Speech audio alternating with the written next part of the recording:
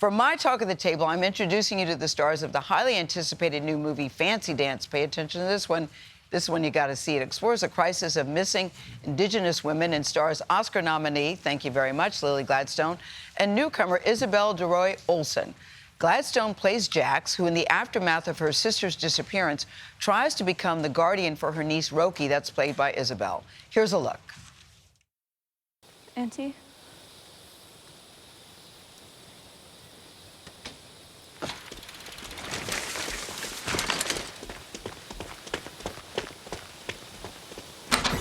Jay, what is it? Did they find Towie? No, it's not that. Good afternoon, Miss Goodiron. This is my colleague, Emily Martin, with Indian Child Welfare. And you must be Roki. Why don't you go and show Emily and your uncle your room? What's going on here? I understand that our presence here is coming to you as a surprise. This morning, I filed a petition to remove Roki from this residence and place her with a new guardian. You can't do that.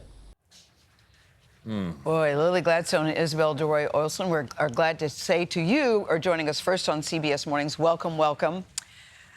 There were a couple times, guys, I was literally screaming at the television on many different reasons, but I'm going to start with you, Lily, because you had quite the year last year, but you say this movie is one of the highlights of your career. How so? Oh, absolutely. I was always attached to do a leading role in a feature with Erica Tremblay. I didn't know what it would become. And but who I was Erica Tremblay? Erica Tremblay is one of the co-writers and the director of the film. We'd done a short film together, and this was just a filmmaker I wanted to work with forever.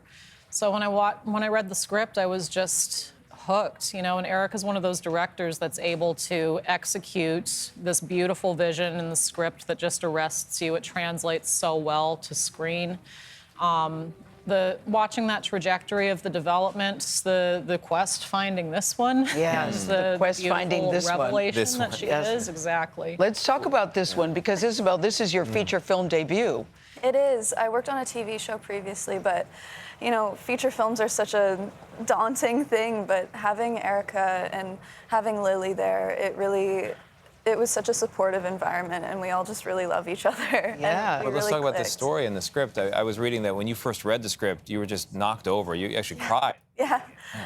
My mom reads faster than me, so she read it first, and we sat down at breakfast the next morning and just cried because it's such a real story. It's a reality, and I think that's what's so special about the film is that it's not a caricature of what Indigenous peoples are. It's really us, and I really saw a lot of myself in the script. I like how you said it's really us. Yeah, and speaking of this reality, Lily, when it comes to missing and murdered Indigenous women, pretty sure in the Indigenous community, they're familiar with what's going on. But outside, most of us are not. Why is it important to make sure you put your name and attach it to stories like this? Because it's an issue that hasn't gone anywhere since colonization. I mean, I'm fresh off of Killers of the Flower Moons press, and that's a huge issue in that. My character in that, Molly, the real person I portrayed, you watch her mourning the loss of sisters. You meet Jax mourning the absence of her sister and knowing that it's likely the loss of her sister. No one really doing anything about it. Right. It hasn't gone anywhere.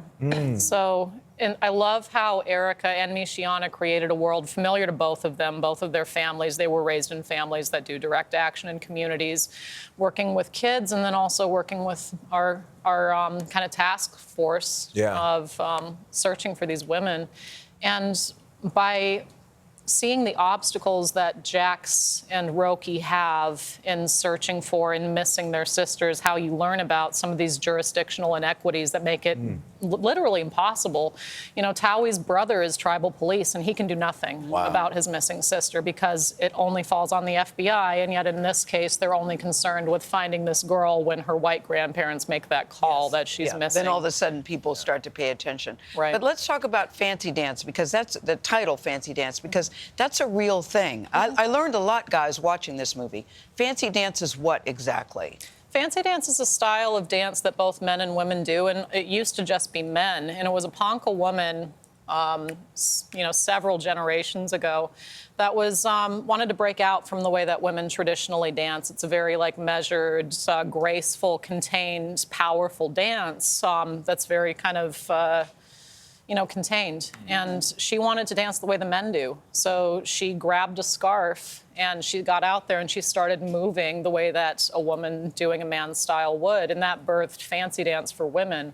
So Jack's dance is in that old style. You see the whole film, she's carrying a utilitarian scarf in her pocket, but it's there when she needs it, like it was for that first I didn't know what it was. But Isabel, Right. you're a trained dancer. I am. Yeah. I grew up a studio dancer, doing a lot of ballet, contemporary. Which lent itself well to women's fancy shawl, which is her did. style. It's a And, different evolution of it. You know, Roki's so young, and so the fact that she's dancing a contemporary fancy shawl is so true to her character, and we really developed that with Holly Gray. Our fancy dance teacher who worked on the choreography with us. You danced too, Lily. I did. I was a Danced. ballerina. And then Holly, who Ironically. plays our missing sister, Towie, she's the one who taught us fancy dance, and we grew this together. She's in the powwow train, and she's portrayed as Towie through the photos and then the video. Yeah, it plays a big it's a very important part of the movie. Absolutely. The dance. Yep.